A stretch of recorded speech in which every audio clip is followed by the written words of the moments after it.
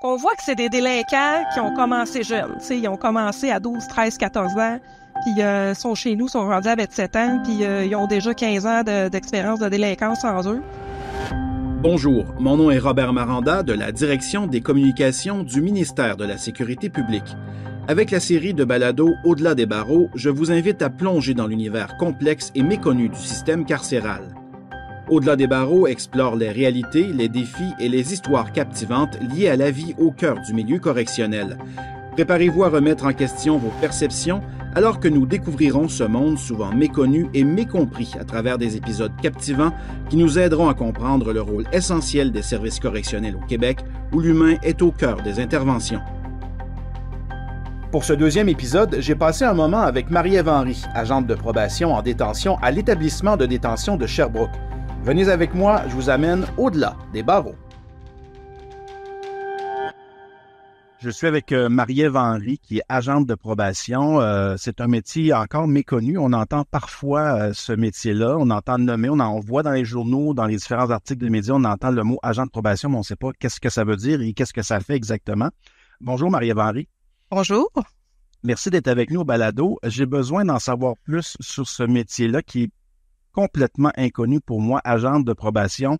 C'est quoi exactement si on part là avec une définition bien simple? Ben, en fait, l'agent de probation, c'est un professionnel, en premier lieu.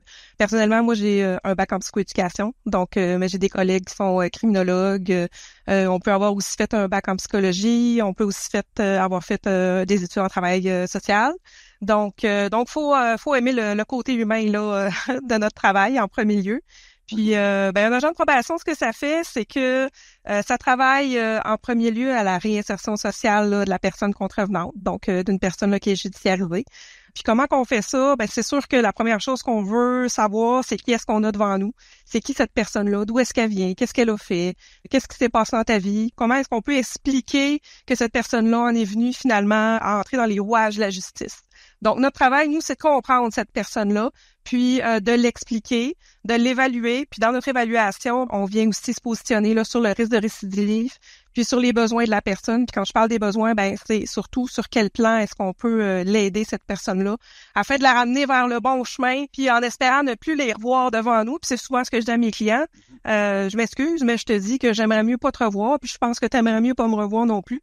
Donc, on a un travail d'évaluation en premier lieu. Puis après ça, on est là aussi pour les orienter là dans les divers services là qu'il peut y avoir là dans leur parcours de personnes contrevenantes. Donc, on va regarder avec eux là c'est quoi ces conditions, puis on va s'assurer aussi qu'ils les respectent. Puis on s'assure aussi là de la protection de la société qui est aussi un autre là de notre mandat. Donc ce qu'on veut, c'est pas remettre en liberté là des personnes qui peuvent finalement s'en prendre à d'autres personnes ou être un danger pour autrui ou un danger pour elles-mêmes. Je veux revenir sur un truc que tu as dit en début. Tu parlais de réinsertion. Tout à fait. Au Québec, on a fait le choix de croire en la réinsertion sociale dès à la base. Là. C'est la base finalement de notre système carcéral, si je comprends bien. Ça doit teinter tout ton travail, finalement, c'est ça? Mais c'est que quand on est assis sur une chaise d'agent de probation, il faut intrinsèquement croire que l'être humain est bon. Malgré toutes les choses horribles qu'ils peuvent avoir faites, il faut penser qu'il y a une possibilité de remettre cette personne-là sur le droit chemin, puis que en mettant des balises en place, des programmes, de l'aide, de l'encadrement, on peut finalement faire en sorte que cette personne-là ne revienne pas. Il faut être vraiment convaincu pour ça, parce que quand même, des fois, il y a des crimes difficiles, des crimes sexuels, entre autres, quand il y a des enfants impliqués. Ça prend quoi? De l'empathie? Pas de la sympathie. Je peux pas croire que ça prend de la sympathie. C'est autre chose. C'est un niveau professionnel avec un peu comme un regard d'un juge, quelque chose d'un peu impartial. En fait, c'est ça aussi, ça fait partie des qualités des agents de probation, c'est-à-dire qu'on n'est pas là pour poser un jugement personnel, mais on est là pour poser un jugement qui est professionnel, c'est-à-dire qu'on va donner notre opinion, mais c'est une opinion qui est basée sur nos études, nos observations, notre expérience avec eux. Effectivement, tu as nommé tantôt, faut être dans l'empathie, faut pas être dans la sympathie. On n'est pas là pour sympathiser avec eux, on n'est pas là pour se rapprocher d'eux. On peut créer des liens avec eux, par contre, puis des fois, ça nous aide à les aider finalement. mais je te dirais que ça prend surtout une belle touche de compassion. C'est des êtres humains tout de même, tu sais. Ils ont des sentiments, ils ont des émotions, ils ont un parcours de vie qui est pas tout le temps facile. Puis quand on creuse, puis qu'on comprend par quoi ils ont passé, d'où est-ce qu'ils viennent, on est capable justement de se positionner différemment que d'être dans le jugement. Donc, quand on est dans la compréhension d'une situation, puis d'une personne, on est capable de se distancier de ça, puis de pas avoir un jugement justement qui est personnel, puis d'agir, puis de prendre des décisions pour essayer de les aider dans tout ça. Puis je vous dirais, tu sais, que moi, je travaille en détention. Tu sais, c'est sûr que je côtoie les personnes incarcérées, puis tu sais, l'atmosphère ici est négative, le milieu est quand même pas facile, là, tu sais, il y a beaucoup de violence ici. Puis les gars, c'est la misère humaine, là. Tu sais, les gars, ils souffrent ici. C'est pas... des fois, j'entends des choses qui sont dites par des gens dans la rue ou des conversations de personnes comme ça qui disent que les personnes incarcérées sont mieux nourries, sont mieux traitées que les gens en CHSLD. Ouf! C'est vrai qu'on voit ça souvent dans les médias. C'est vrai, t'as raison. Oui, puis tu sais, moi quand j'entends ça, j'ai les yeux qui s'écarquillent, puis je me dis, mon Dieu, est-ce que vous connaissez tant le milieu carcéral pour pouvoir avoir une opinion comme ça? Parce que vous devriez venir faire un tour puis constater de vos propres yeux un petit peu comment c'est pour vrai en dedans. Donc, emmène-nous dans ce milieu carcéral. Donc, toi, tu es une agente de probation dans un établissement de détention, c'est ça? À quel endroit? C'est ça. À Sherbrooke. Donc, l'établissement de détention de Sherbrooke. Moi, mon bureau, il est dans un secteur de vie, là. Donc, j'ai les personnes contrevenantes, là, qui sont à côté de moi, pas loin. Je les entends crier, je les entends se battre. J'entends les agents correctionnels intervenir avec eux. Je les croise quand je sors de mon bureau. Donc, combien de personnes à Sherbrooke en détention, par exemple? Ça joue aux alentours de 300, là, dépendamment, là, combien de personnes on a, là. Fait que on n'est pas dans les plus grosses prisons. Mais bon, c'est quand même une prison de grandeur moyenne, si on veut. Donc, tu rentres le matin, ton bureau est dans le milieu de vie, donc tout près des personnes incarcérées. Qu'est-ce qui se passe le matin, là? Tu rencontres des personnes qui veulent être libérées? Comment ça part? Oui, ben en fait, c'est ça. Moi, une partie de mon travail, c'est de faire l'évaluation des personnes contrevenantes en vue là, de leur libération conditionnelle. Je suis là pour recommander au commissaire de libérer ces personnes-là ou non. Donc, j'ai pas de pouvoir de décision, mais j'ai un pouvoir de recommandation, puis aussi de recommandation en lien avec qu'est-ce qu'on fait avec ces personnes-là. Donc, est-ce que on va leur donner des programmes? Est-ce qu'on retourne chez eux? Est-ce qu'on va en maison de transition? Est-ce que c'est bien mieux aussi d'aller faire une thérapie? Donc, je suis là un petit peu pour les aider à faire des choix dans leur plan de sortie. Puis après ça, ben c'est sûr que c'est la commission là qui se positionne pour la décision finale. Puis, donc, exemple de ce matin, par exemple, un cas concret là, de ce matin que tu as vu quelqu'un, c'était quoi son crime, c'est quoi ses attentes, etc., etc. Je vous dirais que moi, je fais beaucoup de délinquance sexuelle. J'ai une partie là de ce qu'on appelle mon caseload, là, qui est constitué de délinquants sexuels. Donc, des gens qui ont fait des délits qu'on appelle à caractère sexuel. J'aime bien dire que c'est pas tous des pédophiles parce que tu sais on a souvent la pensée que les gens qui sont incarcérés pour de la délinquance sexuelle c'est uniquement des pédophiles, mais c'est pas le cas. Tu sais ils peuvent avoir fait plein d'autres délits, dont je vous dirais beaucoup d'agressions sexuelles. Là. C'est ce qu'on voit dernièrement en détention. Donc c'est ça, je le rencontre puis ce que je fais avec lui, c'est que je pars du début. Je lui dis toi, je fais un 360 avec toi là. On va partir du début de ta vie, d'où est-ce que tu viens, puis tranquillement, on va s'en venir vers aujourd'hui, puis on va regarder aujourd'hui qui tu es, qu'est-ce que tu fais, puis après ça, on va avoir un petit regard vers l'avenir, donc qu'est-ce que tu veux faire, c'est quoi tes plans d'avenir, puis qu'est-ce que tu as comme ambition de faire dans les 5 prochaines années. Donc, je regarde tous les aspects de sa vie avec lui. Puis, à la fin de l'entrevue, généralement, on aborde son plan de sortie. Donc, où est-ce qu'il est rendu dans son plan de sortie? Est-ce qu'il est disponible pour faire quelque chose? Y a-tu envie de s'aider? Y a-tu envie de sortir de là? Y a-tu envie de pas revenir en détention, de pas recommettre de délit? Puis, c'est sûr qu'avec eux, j'aborde leurs délits. Donc, j'aborde ce qui s'est passé. Donc, qu'est-ce qui les a amenés en détention?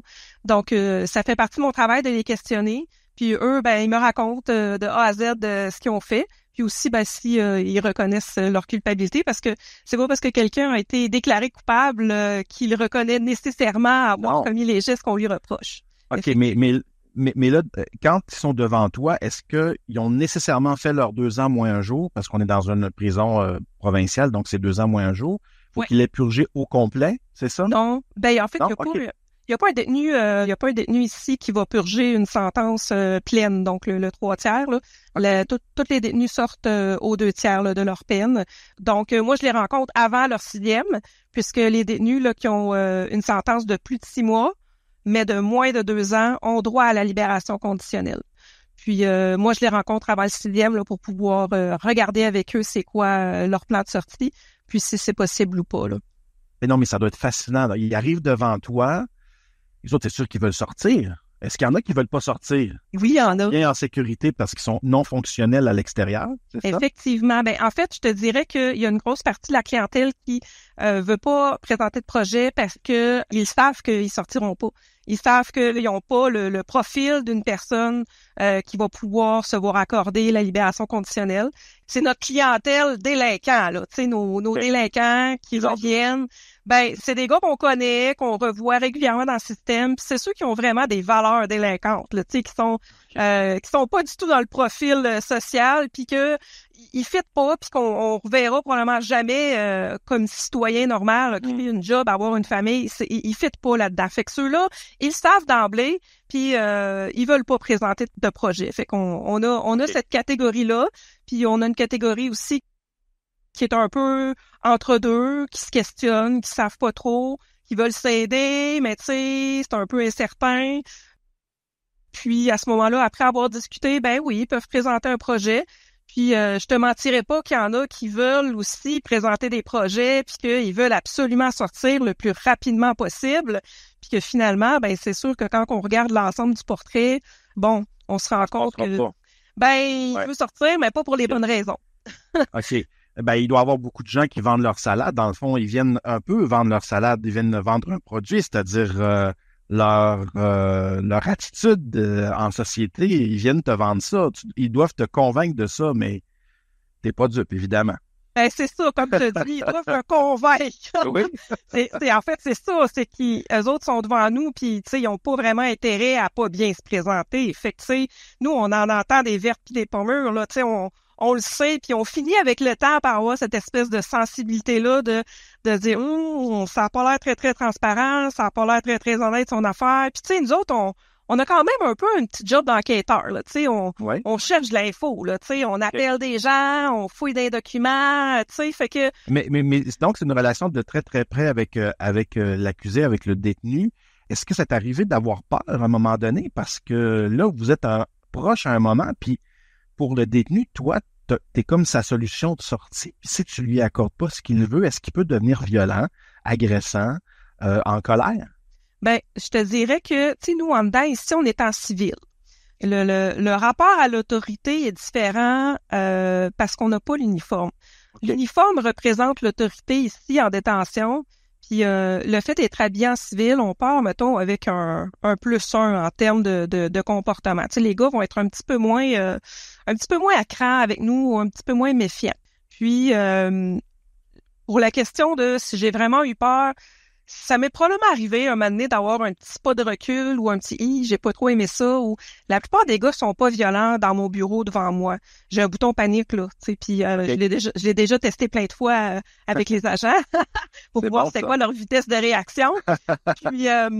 Puis ça a été très rapidement, là. Fait que, tu sais, question sécurité, là, je me sens en sécurité ici parce que il y a des caméras, il y a des agents partout. Je sais que s'il y a quelque chose, il y a quelqu'un pas loin qui est là pour assurer ma sécurité. Puis à savoir si quelqu'un a déjà été violent dans mon bureau, non, je me suis déjà fait dire des choses pas plaisantes, je me suis déjà fait envoyer promener, puis je me suis déjà fait crier après, oui, mais de façon générale, je te dirais que c'est assez rare que les personnes contrevenantes là sont déplaisantes ou violentes là, envers les agents de probation là, dans les détentions là. Est-ce que c'est toi qui proposes un plan de sortie? Puis ça ressemble à quoi un plan de sortie typique, par exemple? Parce que, je vais me tenir chez moi, je vais juste rester dans ma famille, ou j'irai plus là. Est-ce qu'on te fait des promesses? Qu'est-ce que tu proposes comme plan de sortie? Mais c'est sûr, ça dépend tout le temps la raison qui amène la personne à être judiciarisée. Tu sais, moi, je suis là pour les écouter dans leur plan de sortie, puis j'essaie de les enligner vers ce qui serait la meilleure solution. eux, là, c'est toujours eux qui décident qu'est-ce qu'ils veulent faire comme plan de sortie. Moi, je suis pas là pour leur imposer des choses. Je suis là pour leur suggérer des choses, pour leur expliquer aussi les ressources qui sont disponibles. Mais parfois, ils ont des conditions à respecter dans leur ordonnance de probation. Puis, je suis là pour leur rappeler que ces conditions-là, quand ils vont être dehors, ben, ils vont avoir à les respecter. Sinon, ben, ils vont devoir affaire à la justice, là, encore une fois, là. Un plan de sortie typique, tu sais, ça peut être, ben, je vais avoir une maison de transition. Je vais chercher un logement parce que j'ai plus de logement. Je vais essayer de réintégrer le marché de l'emploi parce que j'ai perdu mon emploi parce que je suis en dedans. Puis par la bande, ben je vais faire une démarche là dans un centre de réadaptation dépendance parce que j'ai une problématique de consommation. Tu sais, ça peut ressembler à ça, un plan typique. Une personne qui a une problématique en délinquance sexuelle, ben à ce moment-là, on va y chercher tous les services qu'il peut avoir là en matière des thérapies en délinquance sexuelle, qu'il peut y avoir là autant en détention, mais aussi à l'extérieur. Là. Donc, tu sais, on va viser de orienter la personne en fonction des problématiques qu'on va avoir découvertes, mais aussi en fonction de la motivation de la personne. Là, tu sais, moi, si le gars il est pas intéressant en thérapie, je pourrais pas l'obliger dans ce cas-là. Puis de toute façon, c'est pas gagnant. Il faut qu'il y ait en thérapie pour les bonnes raisons. Puis c'est quand il y a des bonnes raisons, souvent qu'on a des bons résultats. Est-ce que tu vas jusqu'à parler à des organismes communautaires, voici j'ai quelqu'un qui va sortir, pouvez-vous le prendre en charge, ou c'est à la personne incarcérée qui sort qui doit faire ses propres démarches, ou des fois c'est un mélange des deux? En fait, ici, on travaille en équipe. Donc, moi, je travaille en équipe avec des agents cliniques, qu'on appelle, donc les agents correctionnels ici, qui font du travail clinique, donc qui m'accompagnent dans le plan d'intervention avec la personne contrevenante. Donc, une fois que j'ai fini mon évaluation, ben j'appelle l'agent clinique qui est au dossier, puis je lui dis, écoute, voilà le portrait du monsieur, voilà ce qui s'en vient, voilà le plan d'intervention. Donc, voilà ce que monsieur veut faire dans son plan. Puis l'agent clinique là, qui est au dossier va prendre ça en main, puis c'est lui qui va faire les démarches là avec la personne contrevenante. Ça arrive de temps en temps qu'on s'investisse un peu plus dans certains dossiers ou est-ce que pour X raisons, on connaît le gars un peu plus parce que c'est pas la première fois qu'on le voit, parce que il était méfiant au départ, puis finalement on l'a vu quelques fois, puis il est rendu très à l'aise avec nous. Fait que ça peut arriver dans certains dossiers où est-ce que comme agent de probation on s'investisse un peu plus parce que on croit dans ce dossier-là puis qu'on sait que le plus qu'on va donner peut parfois faire une différence, tu sais, dans la vie du gars puis dans son projet de réinsertion. Mais je te dirais que ce bout-là que tu as nommé, là, donc le plan de sortie puis les appels et tout ça, c'est vraiment là les agents cliniques là, qui font ça dans la détention, là. OK. Tu as vraiment donc un pouvoir, tu parlais tout à l'heure que tu avais un pouvoir de recommandation pour la sortie de la personne, donc ça, c'est devant le juge. Est-ce que tu as des critères bien précis dans ta grille professionnelle pour pouvoir présenter à la cour un plan de sortie ou pour faire valider tout ça? Ben, en fait, le plan de sortie, c'est à la Commission des libérations conditionnelles du Québec. Okay. Donc, démêle-moi ça un petit peu pour qu'on comprenne. Ouais, donc, c'est ça. Donc, les personnes... tribunal de présenter ça, là. On va voir la commission. Exactement. Donc, les personnes qui ont une sentence là de plus de 6 mois, mais de moins de 2 ans, ont des droits là au niveau de leur libération conditionnelle. Puis, c'est la Commission des libérations conditionnelles du Québec là qui va décider si ces personnes-là peuvent sortir ou non. Donc, donc c'est à eux qu'on s'adresse lorsqu'on veut pouvoir avoir une sortie de prison là qui est avant notre 2/3 finalement là. Est-ce que tu vas physiquement ou en tout cas en virtuel parler avec ces gens-là ou ça demeure des rapports écrits que tu fais? C'est tous écrit. Donc, moi, je fais des rapports écrits. J'assiste très rarement à des audiences, mais je pourrais te donner cet exemple-là que j'ai déjà donné puis que je donne régulièrement à mes étudiants. J'ai un dossier que j'ai fait il y a quelques années qui était dans un secteur sécuritaire, là, donc ce qu'on appelle nous des délinquants, bon, un peu plus importants. Donc oui, plus difficile, c'est ça. Donc, ce dossier-là est revenu de façon récurrente quand même en détention. Puis, c'est sûr que quand on regarde l'ensemble du portrait, on était tenté de dire que ça passera jamais puis ça marchera pas. Mais après avoir rencontré quelques fois monsieur, j'ai décidé de m'investir puis de lui donner un programme en particulier en individuel qui existe sans détention. Là, ça s'appelle le programme Parcours. Donc, j'ai décidé de m'investir parce que monsieur avait envie vraiment, je sentais, qui avait le désir de sortir de cette spirale-là, de tout le temps revenir en détention, puis de tout le temps être dans la délinquance, puis tout le temps... Puis le levier qu'il avait à ce moment-là, c'était son enfant. Tu sais, il était papa. il était papa, puis il avait envie de faire qu'est-ce que son père avait pas fait, lui, c'est-à-dire être présent pour son enfant. Puis je me suis dit, bon, ben, j'ai un beau levier ici. J'ai une personne qui a vraiment, vraiment l'air. Cette fois-là, je le sentais prêt. Fait que je dis, écoute, je vais prendre le temps avec toi de te donner ce programme-là. Je vais venir te voir une fois par semaine, pendant 1h30, 2 heures. Puis après ça, on va faire ton projet. Je me suis investie dans ce dossier-là. Puis monsieur a présenté une demande au tiers, puis j'ai décidé d'aller assister à son audience. J'ai dit, est-ce que tu veux que j'aille à ton audience? Parce qu'il était très insécure. Il dit, oui, j'aimerais ça. Ben, écoute, t'as le droit de le faire. Ben oui.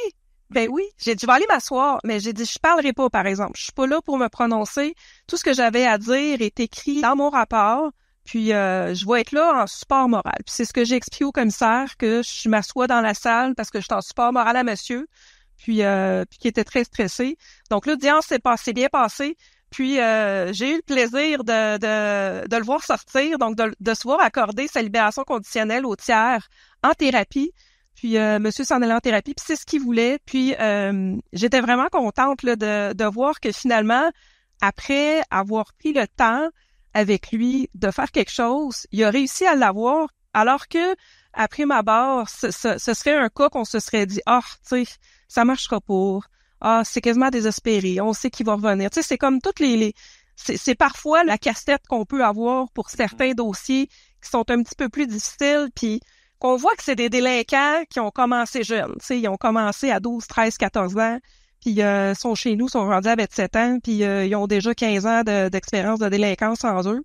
Fait que c'est des dossiers qu'on pourrait facilement laisser tomber, tu sais, alors que si on prend la peine de faire quelque chose pour ces gens-là, des fois, là, il ressort des choses qui sont belles comme ça, puis ça fait du bien comme professionnel de voir que ça peut fonctionner, qu'est-ce qu'on fait, parce que je vais continuer là-dessus, excuse-moi, je suis partie, là, on va continuer là-dessus. Ce qui est triste dans notre travail, c'est qu'on voit pas, on récolte pas les fruits de notre investissement. Ah, tu sais, les gars, là, ceux qui vont bien, ben, ils reviendront pas en dedans. Ceux qui vont bien, on n'aura pas de nouvelles d'eux, tu sais, on n'aura pas de... Fait que, tu sais, ça, je te dirais, c'est le bout qui peut être parfois un peu difficile parce que, ça, c'est le fun, là, tu sais, quand tu vois que quand tu travailles, il y a quelque chose de positif qui vient avec ça, ben, nous autres, on l'a pas souvent, ce petit bout-là. Fait que mais la situation que tu viens de décrire, là, décrit très bien qu'est-ce que c'est l'empathie. C'est ça. C'est un geste d'empathie de ta part. C'est ça. C'est comme tu vas chercher ta paye, entre guillemets. Oui, c'est ça. C'est aussi mon travail de détecter chez ces gens-là qu'est-ce que je peux aller travailler. C'est ça la réinsertion sociale, c'est-à-dire de dire là-dessus, là, je pense que j'ai quelque chose, puis je peux faire de quoi avec ça. Ou ça peut être ça, je peux travailler ça aussi en parallèle. Donc, c'est ça mon travail, d'essayer de sortir le bon de ces personnes-là, puis d'essayer justement de le nourrir, ce bon côté-là, pour espérer que les petites graines que je vais avoir semées, puis les petites interventions que je vais avoir faites, ben au final, ça va peut-être pas germer la journée où je l'ai faite. Peut-être que ça va prendre 1 an, 2 ans, 5 ans, mais un moment donné, peut-être qu'il va se passer quelque chose. Qu'est-ce que tu dirais à Marie-Ève Henry à son premier jour de travail, si tu pouvais la rencontrer aujourd'hui? Oh mon Dieu, hey, quand je suis rentrée en détention, j'étais désespérée. Je me suis dit, je vais-tu survivre? Puis pour avoir parlé à beaucoup de personnes là qui c'était leur première fois en prison, on arrive tous un peu d'arculon. Puis je dirais, t'en fais pas, ma chère, ça va bien aller, tu vas voir à quel point tu vas être à l'aise tellement que tu voudras même plus sortir. Puis en fait, c'est ce qui est arrivé. Tu sais, moi, je venais là juste pour un contrat, puis j'étais supposée retourner au bureau de probation après, puis finalement, j'ai dit à mon boss, j'ai dit non, moi, je reste ici, là. Je suis bien ici, je sors pas d'ici, c'est merveilleux, j'ai trouvé ma place, puis après ça, ben, me déraciner, ça devient difficile. Voilà. Tu dis souvent, tu les appelles les gars, hein, quand tu parles des personnes incarcérées, les gars. Tu les vois comme ça, à travers tes lunettes d'agent de probation, les gars? Ben, oui. Comme des garçons, comme des gens qui doivent juste être un petit peu remis dans le droit chemin? Oui, tu sais, je l'ai dit tantôt, mais ça reste des êtres humains, tu sais, il faut pas oublier ça, tu sais, c'est pas parce qu'ils ont commis un délit que ça devient des monstres ou des personnes horribles, tu sais. Puis, tu sais, moi, j'ai vu en détention des citoyens, là, j'en ai vu des bons citoyens passer ici, là. des gens qui ont fait, qui se sont trompés de chemin, qui ont fait des mauvais choix à quelque part, puis qu'ils regrettent, puis qu'ils payent pour ça, ils payent pour ce qu'ils ont fait. Puis je sais que je les reverrai pas là, ces personnes-là. Fait que tu sais, il y a quand même une part de bons citoyens ou de citoyens qui parfois peuvent déraper une fois ou deux aux 2-3 ans, mais que on les voit pas tant que ça. Fait que tu sais, ces personnes-là, moi j'ai beaucoup de compassion pour eux parce que faut pas oublier que derrière chaque personne contrevenante, donc derrière chaque gars que je vais croiser ici, tu sais, il y a tout un système de personnes. Il y a des gens alentour de cette personne-là. Là. Tu sais, ils ont un papa, ils ont une maman, frère, sœur. Donc, tu sais, il y a des gens qui les aiment, ces personnes-là. Ils ont des gens qui les considèrent comme étant importants dans leur vie. Puis ces personnes-là, en arrière d'eux, ils souffrent de les voir en détention. C'est difficile pour eux. Moi, je parle souvent à des mamans, puis tu sais, je me réserve tout le temps une bonne heure pour parler à des mamans parce que c'est difficile pour eux. Ils pleurent, ils sont dévastés, ils se demandent, mais mon enfant, là, est-ce qu'il va bien? Est-ce qu'il est bien traité? Est-ce que quelqu'un prend soin de lui? Tu sais? Donc, moi, dans ma tête, j'ai décidé que chaque personne contrevenante que j'allais avoir devant moi, j'allais le traiter comme je souhaiterais qu'on traite un de mes proches si jamais quelque chose lui arriverait. Puis de savoir ça, tu sais, je me suis fait dire ça plein de fois. Merci de ton aide, merci de prendre en considération, de bien le traiter. Tu sais, j'ai des familles là, j'ai des mamans des fois qui m'appellent puis qui décident de garder contact puis de, tu sais, moi je peux pas tout leur dire parce que je suis soumis à la confidentialité, tu sais, fait que je peux pas nécessairement tout leur parler. Mais j'ai parfois des personnes incarcérées qui me disent, mais vas-y, parle à ma mère, elle en a besoin, tu sais, fait que donne-y toutes les infos que tu veux, tu sais. Bon, ben ok, tu sais, si tu me dédouanes de ça, puis si ta mère m'appelle, ben parfait, tu sais. Donc, de faire le courant des fois avec ces personnes-là, je pense que c'est vraiment important parce que il faut les considérer dans ce qu'ils sont, puis pas juste les voir comme étant des personnes qui ont commis des délits. Puis ce délit-là est tellement effrayant qu'on veut l'étiqueter puis qu'on veut pas l'avoir dans notre cours finalement, tu sais. Tu parlais de la famille des détenus, c'est des victimes collatérales. Est-ce que parfois, ça t'arrive de penser aux vraies victimes directes de ces personnes-là que tu côtoies à cœur de jour? Parce que ben oui. ça fait un tas de victimes quand même, hein? Ben oui, certainement. Puis d'ailleurs, ça fait aussi partie de notre mandat là, d'avoir là, des contacts avec les victimes, puis de travailler en fonction de prévenir, puis de travailler pour leur sécurité aussi à ces victimes-là. Tu sais, moi, je suis amenée à lire aussi tout ce qui s'est passé donc en détail, les documents policiers, fait que je suis au courant de ce qu'elles ou qu'ils ont vécu de A à Z, puis des fois ce que je lis, tu sais, j'ai des pincements au cœur. Ouais, c'est difficile. Oui, c'est pas très beau là ce qu'on lit, puis ouf, tu sais, des fois c'est ça fait mal de lire ça. Est-ce que tu côtoies parfois des étudiants dans ton domaine, des jeunes qui veulent devenir? Est-ce que tu vas faire des conférences? Est-ce que tu as déjà côtoyé des jeunes qui veulent devenir agents de probation ou qui s'intéressent à ce métier-là? Ben oui, ben en fait, moi je prends des stagiaires à tous les ans. Régulièrement. Qu'est-ce qu'il faut savoir pour l'intéresser? Qu'est-ce que cette personne-là doit savoir absolument de ton métier? Ben, qu'il faut avoir la passion, faut avoir l'espèce de flamme. Moi, je dis, t'as besoin d'avoir ta flamme intérieure, t'as besoin d'aimer l'être humain, de t'intéresser au comportement humain, d'être capable aussi, c'est ça, de voir le bon derrière le chef d'accusation, donc derrière les comportements déplaisants qu'il peut y avoir. Puis, faut aussi aimer les défis. Faut aimer les défis de la vie parce que travailler avec les personnes contrevenantes, je pense que c'est un défi au quotidien qui nous amène à bousculer nos valeurs personnelles. Hein. Inévitablement, on est bousculé dans ce que nous, on a comme lunettes personnelles de ce qu'on voit de la vie. Donc, il faut se faire une espèce d'armure de quand je viens travailler, ben je fais mon travail, puis je suis pas là à titre personnel, donc je suis là à titre professionnel. Puis je fais mon travail parce que j'aime ça. Il faut aimer ça. Tu sais, il faut aimer être là-dedans. Est-ce qu'il faut être préparé pour les préjugés de la société? Parce qu'il y en a quand même beaucoup par rapport aux agents de probation. Hein? Vous êtes vous êtes les personnes qui libèrent les criminels. Donc, c'est difficile pour les gens de comprendre les nuances. Ben, tu sais, je te dirais que moi, j'évite les réseaux sociaux, là, puis mais j'adore regarder les nouvelles parce que tu sais, je suis comme super curieux, puis la curiosité fait aussi partie de nos qualités, tu sais, pour être agent de probation, il faut être super curieux, puis s'intéresser à tout, puis essayer de creuser les choses pour pouvoir savoir un peu plus. Donc, la curiosité est comme un impondérable, là, je te dirais. Mais sinon, tu sais, il faut avoir la passion. C'est inévitable, là. Faut aimer travailler dans un milieu masculin, parce qu'en tant que femme, faut quand même le nommer, ça, là.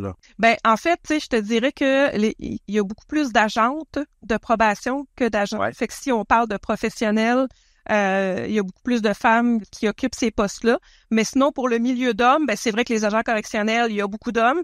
Puis dans la plupart des prisons au Québec, là, si on exclut là l'établissement de détention de Québec, c'est des établissements où est-ce que c'est des hommes qui sont incarcérés.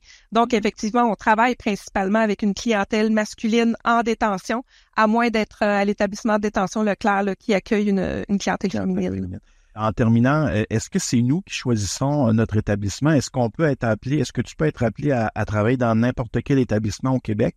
Est-ce qu'il y a une mobilité qui est demandée dans ce métier-là? On est attaché à un poste de travail, là. Donc, moi, mon poste est à l'établissement de détention de Sherbrooke.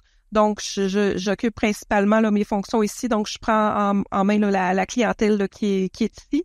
Mais, tu sais, on peut être amené à travailler comme Sherbrooke est lié avec le bureau de Sherbrooke, le bureau de Granby, le bureau de Drummond. Donc, ça peut m'arriver de dépanner des collègues, comme il y a des collègues qui peuvent venir nous dépanner ici dans les bureaux. Donc, tu sais, ça peut arriver là comme qu'on donne un petit coup de main là à nos collègues à l'extérieur, mais généralement, on reste là dans notre établissement d'origine. Marie-Ève Henry, merci pour ce grand tour dans le monde des agents de probation. Ça a été fort intéressant. On a appris beaucoup de choses aujourd'hui. Moi, j'ai appris des choses. Je ne connaissais pas du tout ce métier-là. J'espère que tu vas continuer dans ta carrière encore longtemps et qu'il y aura beaucoup de personnes qui seront intéressées à faire la même chose que toi. Merci beaucoup, Marie-Ève. Ça fait plaisir. Merci à Marie-Ève qui nous a bien fait comprendre la vie d'une agente de probation en établissement de détention. Dans le prochain épisode, je m'entretiens à nouveau avec une agente de probation, mais cette fois avec une agente de probation externe en milieu ouvert. Même métier, mais tout autre monde. Ce balado est une production de la Direction des communications du ministère de la Sécurité publique.